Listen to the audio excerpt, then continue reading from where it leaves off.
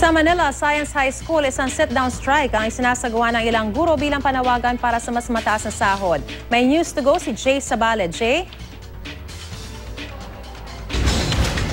Maris, nagaganap na ngayon ang ilang pagkilos ng mga teacher dito sa Maynila para sa panawagan na itaas ang kanilang mga sahod. At dito nga sa Manila Science High School, ang kanilang ginawang kilos protesta ay ang sit-down strike.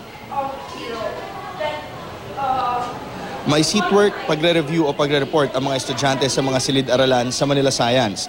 Tila regular na school day. Pero ngayong araw, ang mga teacher ay nakaupo lamang at hindi tatayo. Para nito ng mga guro upang ipaabot ang kanilang hiling na pagtaas ng kanilang sahod mula sa entry-level salary na 18,549 sa 25,000 pesos. Nais din nilang itaas ang entry-level salary ng mga empleyado ng eskwelahan mula sa 9,000 pesos sa 16,000 pesos.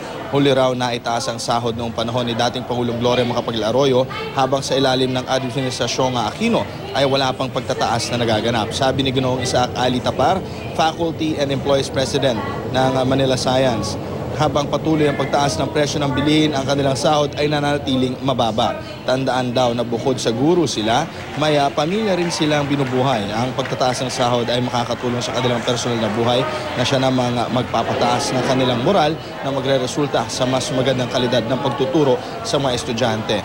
Naintindihan naman at suportado rin ng mga estudyante ang pagkilos ng mga guro.